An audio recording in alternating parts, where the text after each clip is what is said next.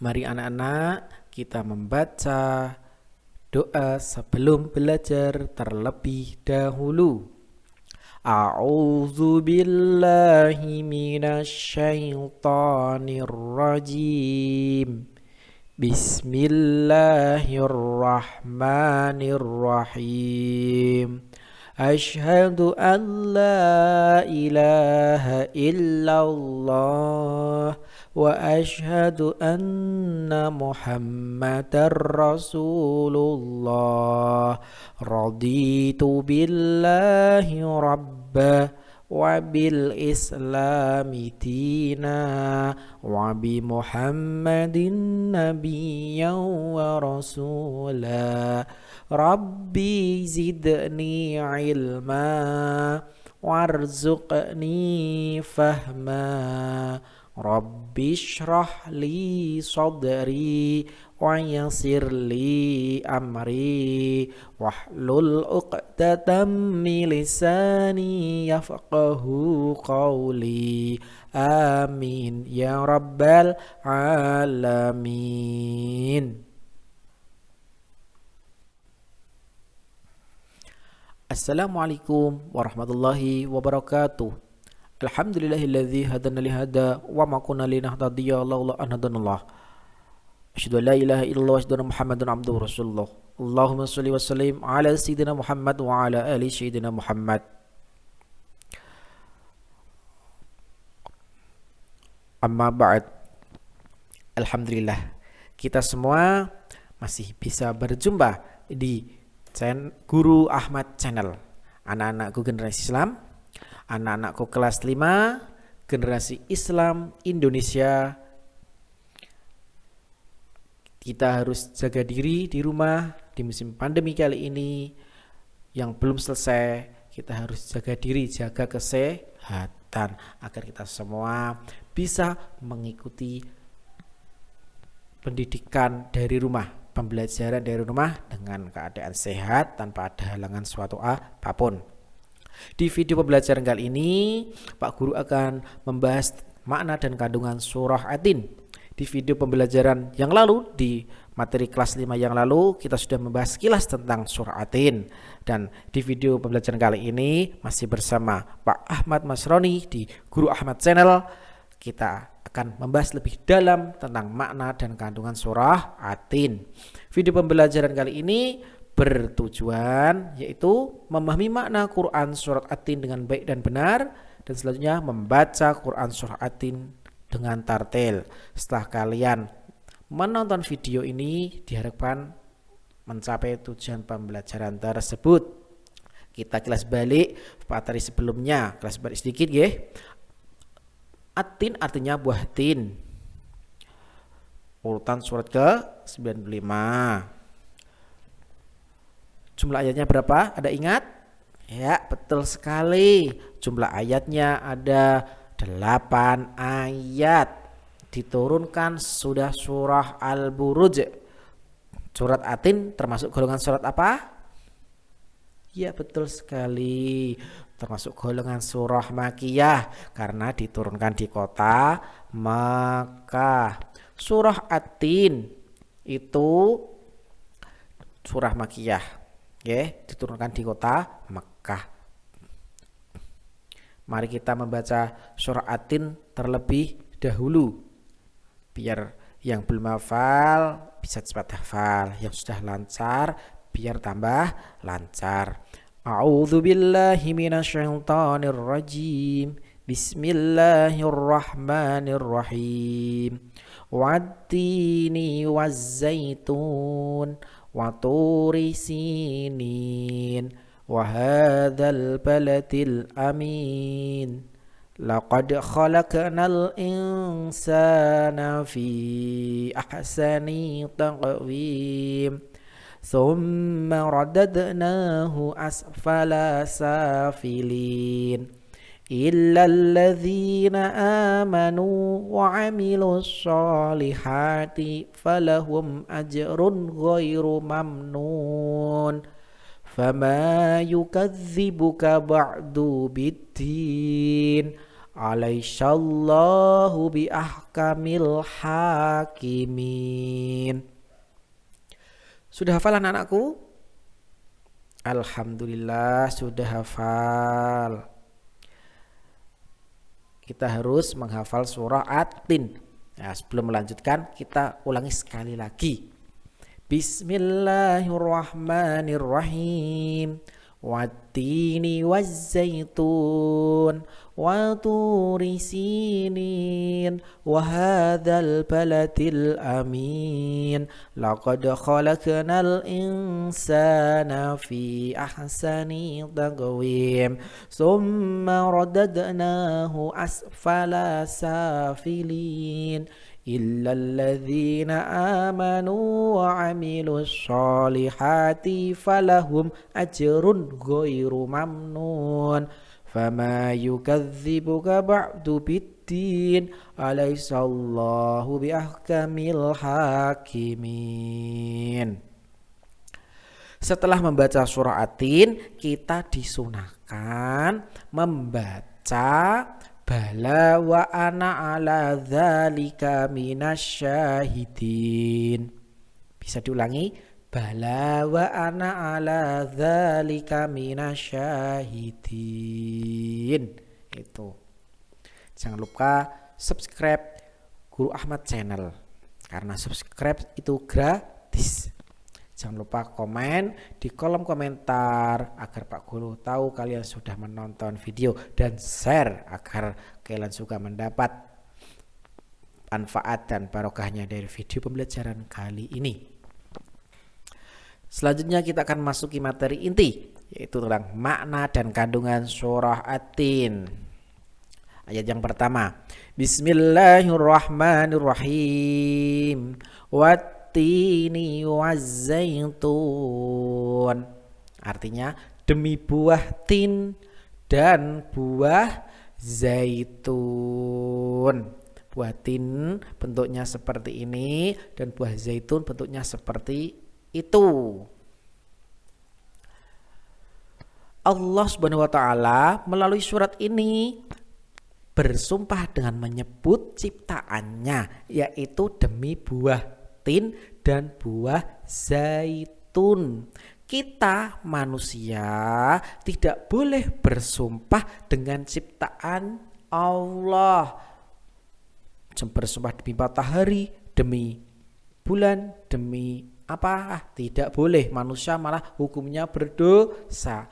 Hanya Allah yang boleh bersumpah dengan ciptaannya.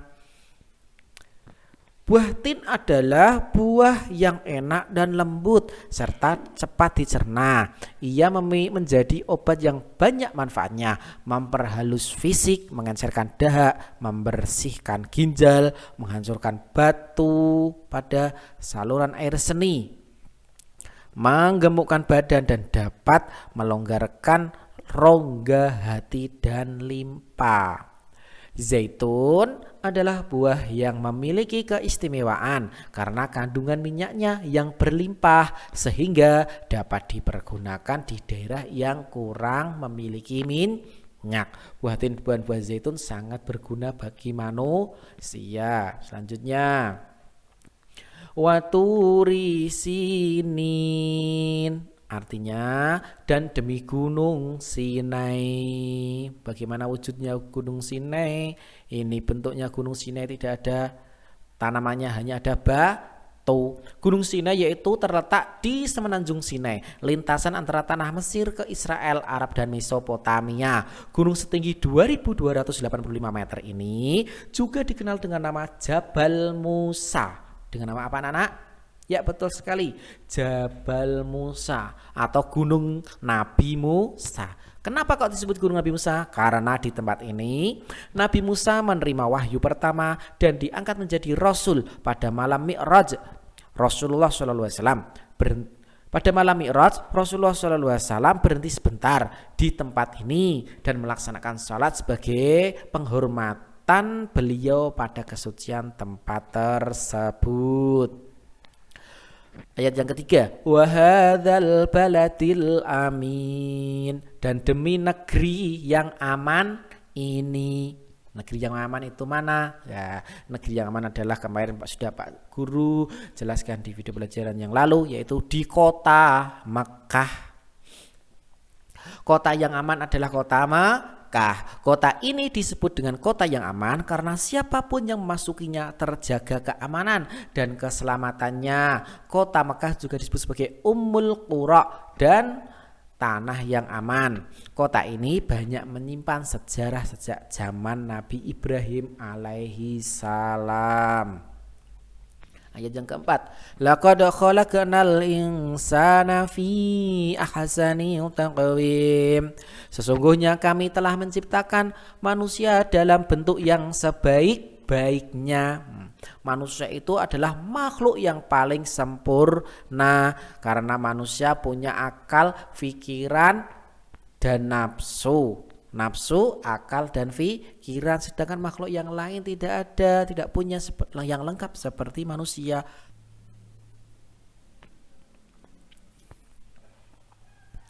Allah Subhanahu wa taala menjadikan manusia dalam sebaik-baik bentuk.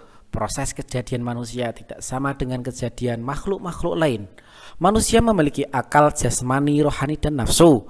Anggota tubuh manusia serasi dan seimbang sehingga tampak indah, cantik, dan memudahkan untuk melakukan kegiatan. Sedangkan hewan hanya memiliki jasmani dan nafsu saja.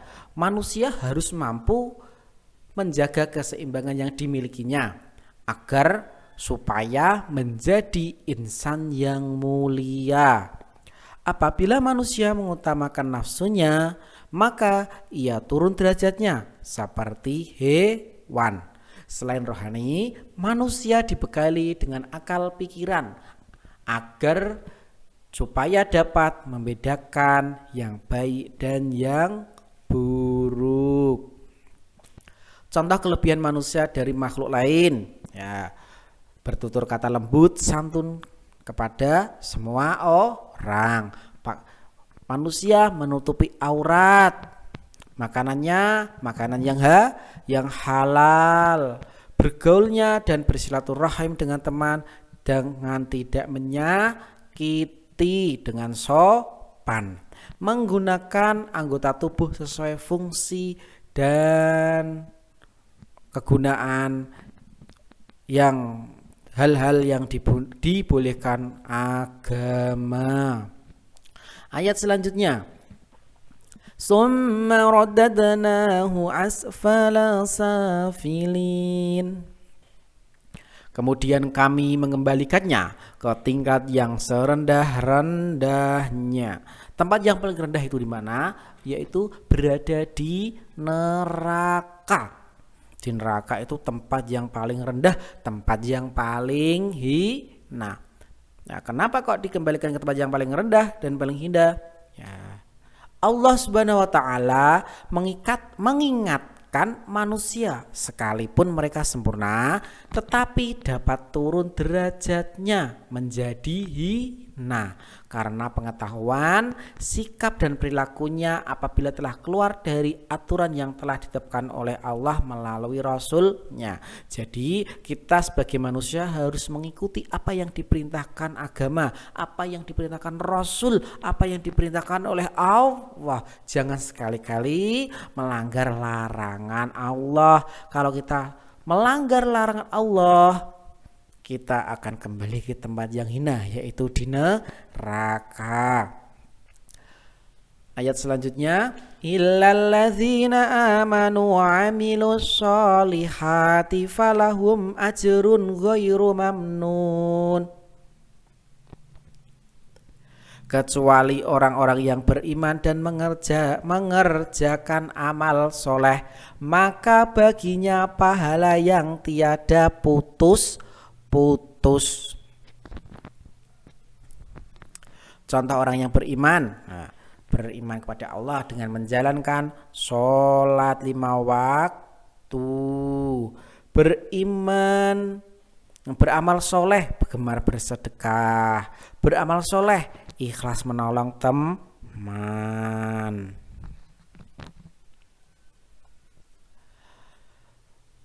Yang tidak masukkan ke tempat yang hina, tidak diturunkan ke tempat yang serendah-rendahnya, kecuali orang yang beriman beramal soleh. Orang-orang yang tidak pernah hina adalah orang yang mereka yang beriman dan melaksanakan amal soleh. Orang yang demikian itu akan selamat dari kehinaan dunia dan akhirat. Ayat selanjutnya, fama yukadzibuka ba'du biddin.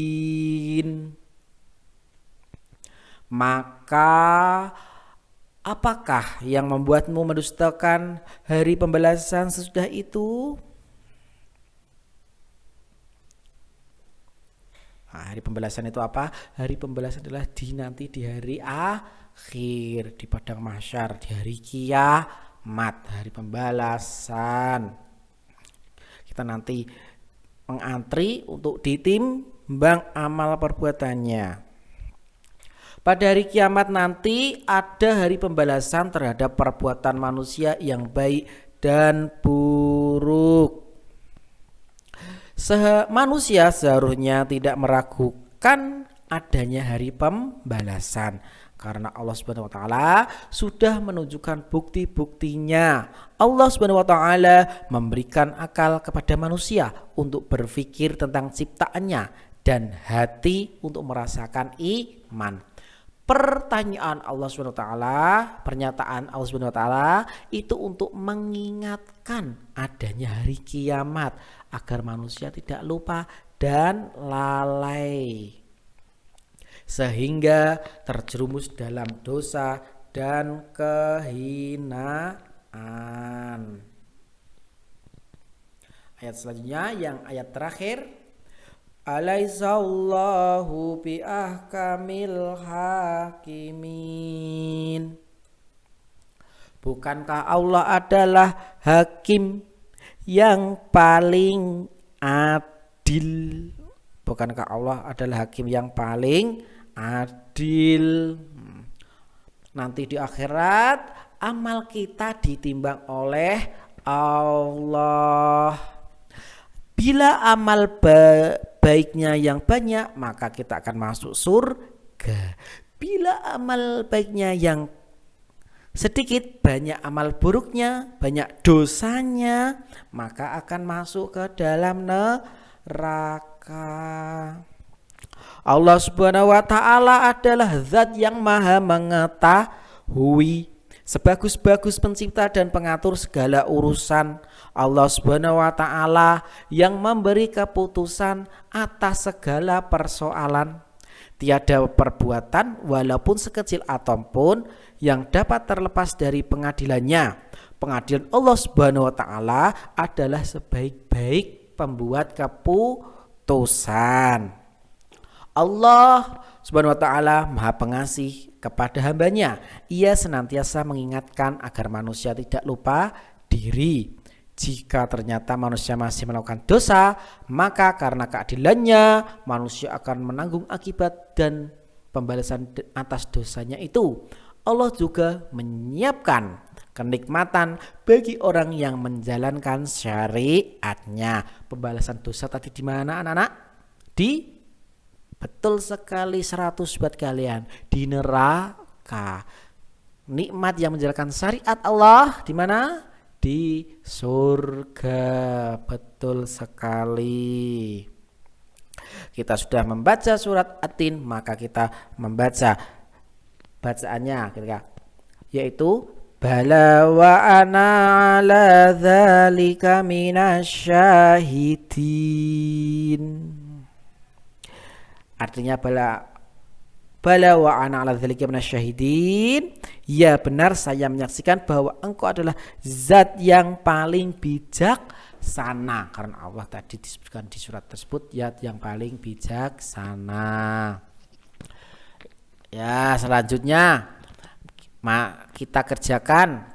Coba kalian kerjakan tugas KD 3.1 yang kedua ini. Link soalnya lihat di deskripsi di video ini.